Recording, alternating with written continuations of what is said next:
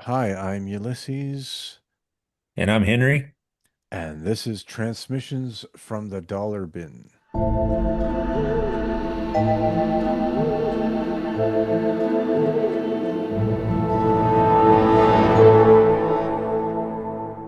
Concept of this show is very simple. I go to my comic book store. They have a dollar bin here in Canada. It's the $2 bin, but unless there's some special sales, and I buy dollar bin books. And once I've accumulated a big, huge pile, we look through them. It's kind of a little bit more of a rapid fire, different than our deep dive, and we just kind of get our impressions of these books. So, in no particular order, we'll start now. This is Iliad 2: The Discovery by Micmac Comics. The reason I picked this up was because of the Micmac comics. I grew up in Eastern Canada, and the Micmac are the indigenous of Eastern Canada, and so a little bit of nostalgia there from where I grew up. I think they've changed it closer to the like indigenous pronunciation, Mi'kmaq or something like that. But back in the day, it was Micmac, Well, and that's where I remember that name from. yeah, there you go. And the year 1986, so this is trying to cash in on the Teenage Mutant Ninja Turtles black and white indie explosion of that era. North Bay, Ontario. These guys, yeah, so they have the address. I considered sending a letter, but I'm sure that they don't live there anymore. Michael McVicker and Ronald McVicker, two brothers, and this is issue 2. This has got a lot of DIY vibes. Spray paint. I thought I was like super innovative in using spray paint in my books, but these guys figured it all out ahead of time. Huh. Who'd have thunk it? This I did kind of go through the story. It's mythic adventure, I guess you'd call. Mythic or mystic? Mythic. Okay. Yeah, there's these gods and stuff, and these guys just having fun, telling their stories, self-publishing. Does it roughly follow the Iliad, or is that uh just part of the title and has no story meaning? I couldn't tell you. Okay. I can't say I read this in like a lot of depth. It's just an evening read, kind of looking through it. Um, It I does have a did, fantasy vibe. yeah, definitely. They've got the Uh, map here, which is always fun. Has a backup story by Peter Anderson. Uh, I really enjoyed this story, and I thought the artwork was great. very So stylistic. it's a science fiction story about, I don't know, this lady and her robot vacuum, and there's like I don't know, some kind of Bob the Sphere. That Just a art little, style reminds me of something I might have seen in heavy metal. I've seen something like that before. yeah, yeah. There's a lot more of it's a little bit less serious. There's an elk poacher, which is very much like an indigenous thing. Like it would be concerned about that sort of thing, and they go after him, and the vacuum cleaner helps out. It's actually like a good, just good stands up on its own. This looks great. It is very striking. Yeah. I like this Look at the style. pose of that guy with a shotgun. Yeah, I like that. Like it's just something. I don't know. There's something crunchy about that or something. Like he fit him in the panel. He just like made him hunched over, right? Yeah. I love the use of lines, the way he does the shading here, and he shades it by just straight up lines. It's good. It's a good artist. Yeah. So this was fun. 1986. A lot harder to self-publish your books back then. You had Yeah, it to was. pull in a Yeah. lot of connections, and people had to help you out. You can just like put it on the internet, you know. So good job on the McVicker brothers.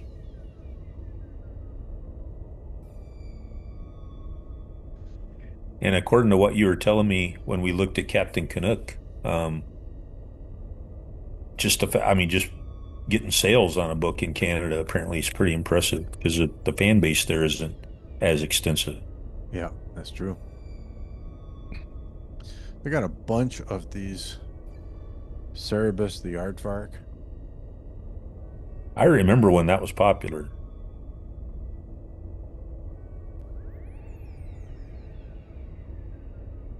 At $2 a piece. I thought that was worth it. Just to kind of, I'd never really looked at a Cerebus book before.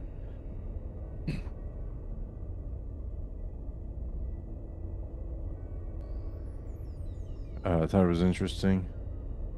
Uh, in the back, they always have photos of like these cartoonists' lives. I was wondering, is that an ad or is that uh, the artist and his girlfriend? And this is a thing he does quite a bit. I saw this in at least two issues, this sort of layout, which makes the long conversations a lot more interesting to read. Or actually, no, I guess this is the same I read, so maybe it just does it in this book.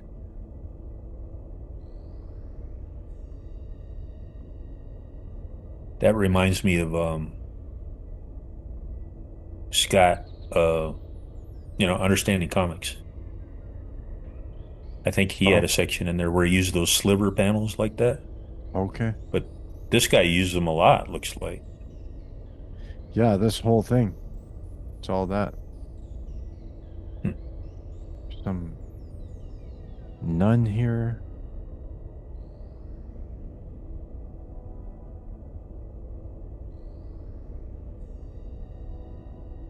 Looks like they're rolling some sort of smoke. Yeah. The picture's called Nasty Habits. Does it say who it is? Is he involved with the comic? Doesn't say who. Here it says I quit smoking January 23. Maybe it has something to do with that. Could be, yeah. So he's using this here again. So Well, sure enough, he really likes that format. it might have been for this story arc, right? Yeah. Seems to be like related to religion. It might have to do with this church and state story arc. Yeah. Even when he does more square panels, it's kind of an unusual configuration. Well, he's got this plays with these panel borders a lot. It's this type of panel border. Look at that, man. Yeah. So there's so this is Dave Sims' story, and he draws the cartooning of the characters, but he's got a background guy, Gerhard. Interesting. Yeah, this is your background guy doing a lot of heavy lifting here. If I had a background guy, I might start drawing again. This is obviously a stat though that's repeated. Yeah. I mean, wow. Yeah.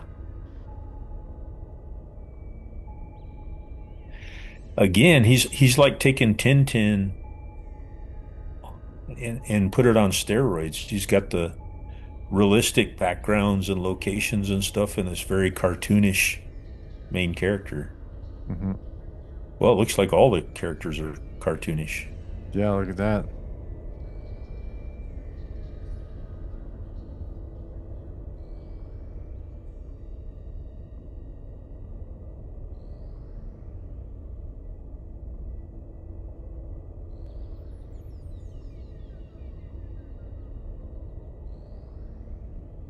Um, I read some of these letters pages. Okay, Um, Dave Sim can come across quite acerbic in some of them. really? Look at that. That's That's something you didn't see gorgeous. very often back then. Beautiful. Wow. Yeah, that looks really nice. This cover doesn't really do the interiors justice. Eh? It's just a No, lot it of doesn't. text. And you open this up and I'm like, my goodness. This is the background show. Well, he really set a mood with that first page. Yeah, super immersive.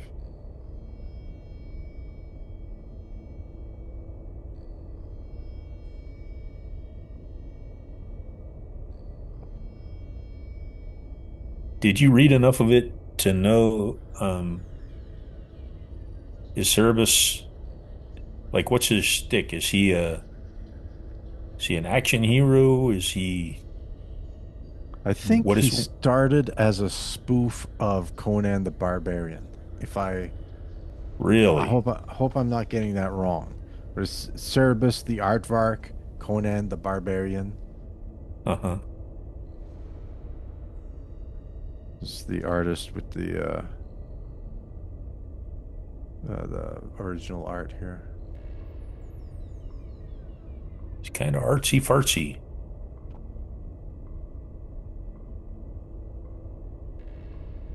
Well, can you go back a second to the one you were just flipping through? Because that character, she's drawn in a fairly realistic style Yeah. and not as cartoony as everyone else I've seen. Well, hang on. I got another Dave Sim thing. Just hang on. I'm gonna just go grab it.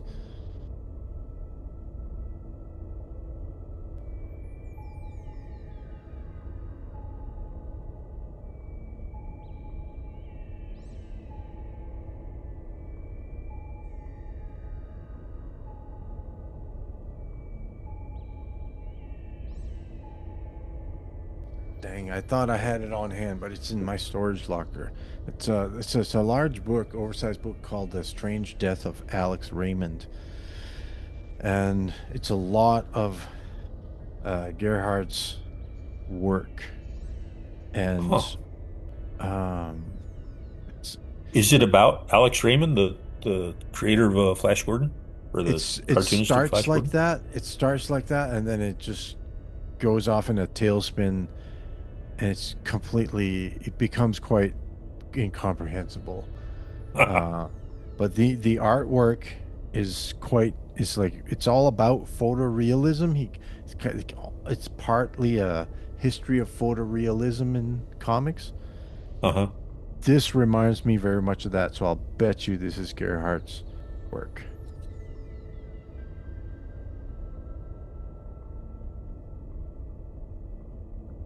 Dude had talent for sure. Mhm. Next up,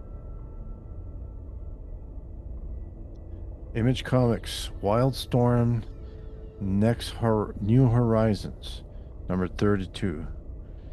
I picked this up because of the Travis Charest cover. Looks very heavy metalish again.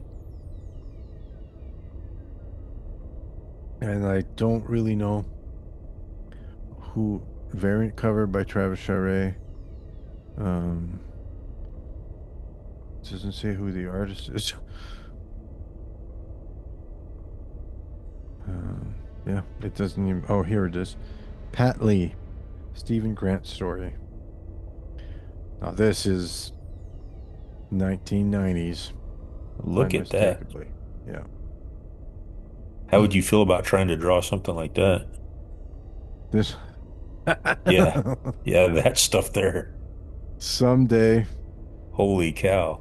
someday. But yeah, that's you got to be ready for that. Taking a lot of breaks, giving your hand a break, Oh my gosh. Yeah, my hand is cramping up just looking at it. ice packs.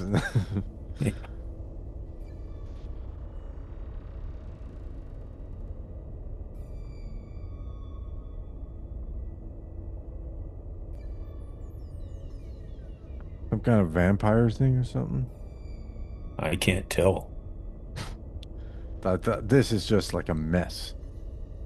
Yeah, that's what it looks like to me. Yeah, it's not strong towards storytelling. It's just kind of a mess. I was gonna say it looks like a lot more style over substance,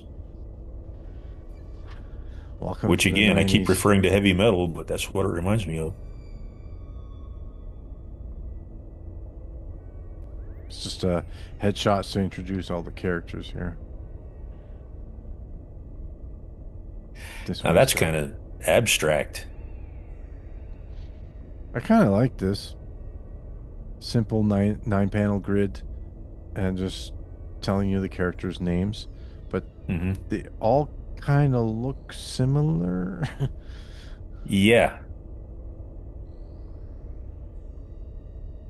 Yeah, so there's some blood thing, some kind of vampire thing.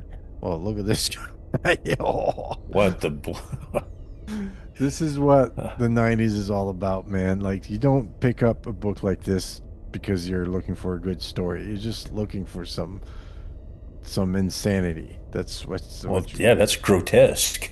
It's like, I love it. Just a tiny little head on. I know, right? This what happens if you spend too many hours at the gym.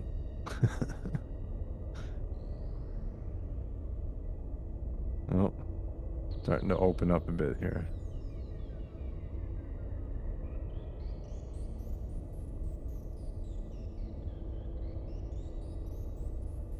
That looks cool. It looks like Seth Fisher. I bet you that's Seth Fisher. Looks like it anyway. May not be. Jeff Marriott, John Cassidy. It's probably not Seth Fisher. Looks like it. Gen 13. That must be post J. Scott Campbell. Looks like Walter Simonson, they say. Could it be? Ruh-roh.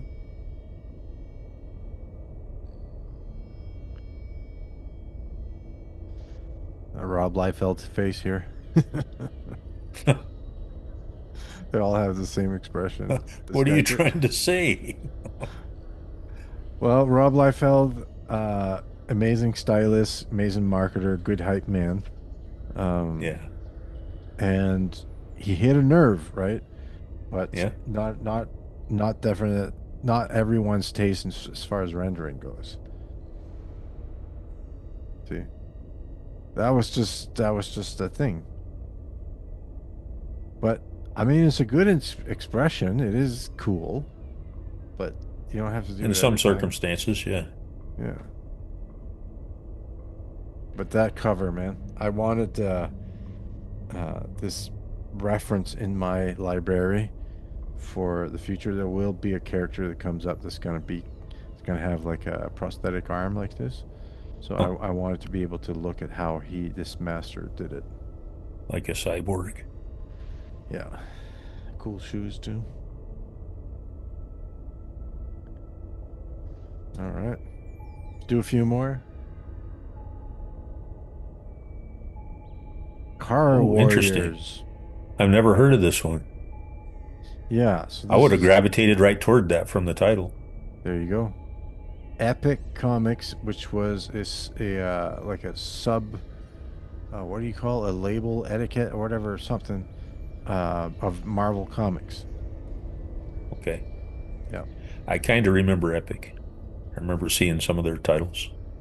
Steve Dillon and written by Chuck Dixon and inked Wow, by look at Phil that. Winslade. Yeah, Steve Dillon. Very That art text, looks like a color version of a lot of the art in a lot of the Savage Tales stories. very textural.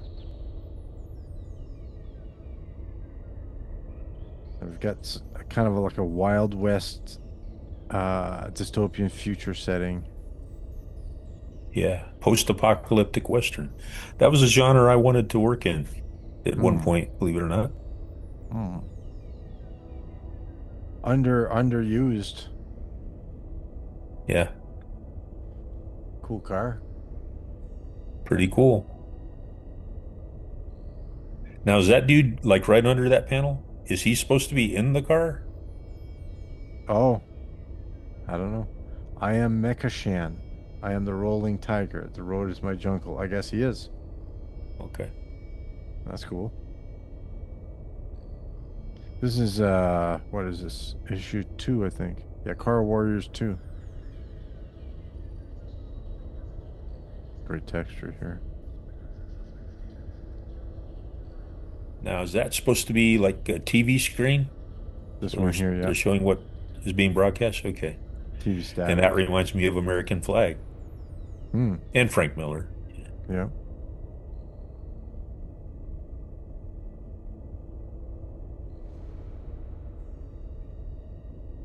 Yeah, I know I've seen this artist's work before. I know I have. He did a run on the Punisher that is very highly regarded. There's always, a piece of plaster that's been punched out in these rooms, right? It's such a cartooning thing. Like it just expresses squalor if you have this on the wall right here. Okay. So that's a trope or Yeah, a cliche.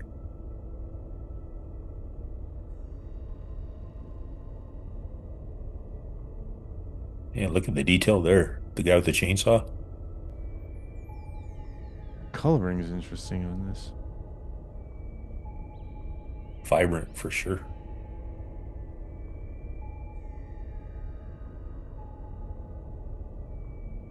It's cool. I mean, I wish I could find the other issues. I think it's what's that? Tanker hat? Is that what they call it? I don't know, but he looks like a There's a word for that. looks There's like a a word boomer for it. on vacation to Wally World. Look at that.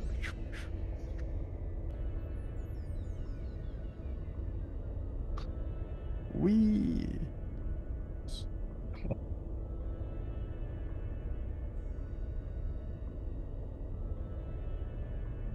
Oh, here's the tiger car again.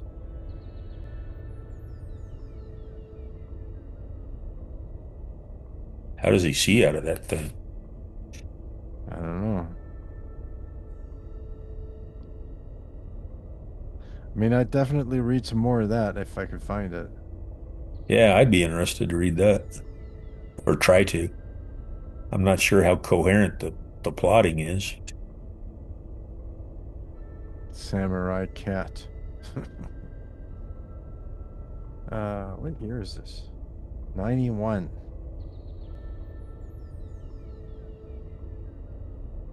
Car Warriors.